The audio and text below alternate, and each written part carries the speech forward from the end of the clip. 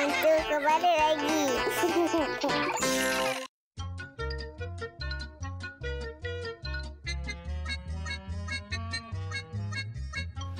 Para hadirin yang dihormati sekalian, majlis diteruskan lagi dengan menjemput tetamu istimewa kita, iaitu yang berbahagia Lieutenant Colonel Bersara Muhammad Jamal Saleh, Pengurus Besar Desaru Resort, untuk memberi sepatah dua dan disusuli dengan upacara penyampaian SCJ kepada Cakes on 2.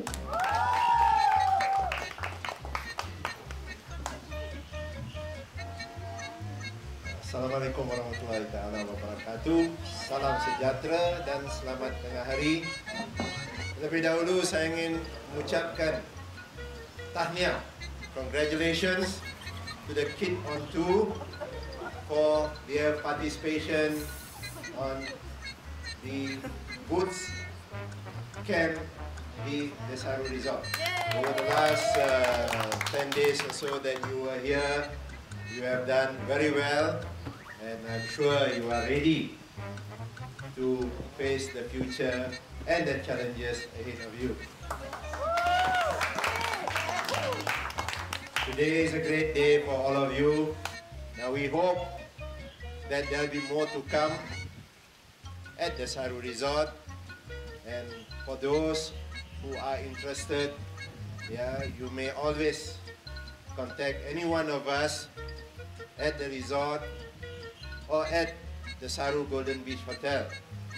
We are here and we are very happy to conduct more of this program for all of you. Thank you very much and all the best for your future. Assalamualaikum warahmatullahi wabarakatuh. Bukan main seronok lagi kawan-kawan bakal menerima sijil. Yang berbahagia Lieutenant Colonel Muhammad Jamal Saleh, tuan-tuan dan puan-puan sekalian, kini tibalah acara pemuncak, iaitu upacara penyampaian sijil Bootcamp di Desaru Resort kepada peserta-peserta Kids on 2.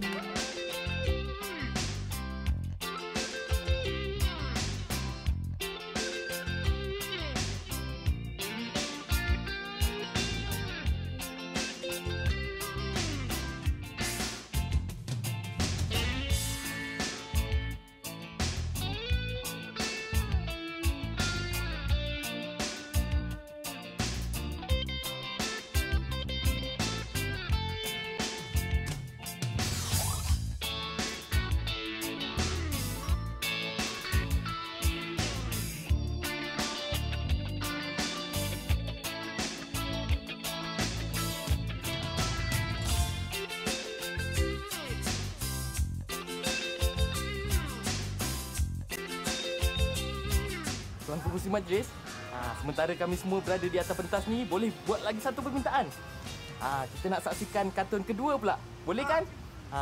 Jadi kawan-kawan semua terus menonton kartun kedua pula. Saksikan! Wah, gambar lagi, gambar.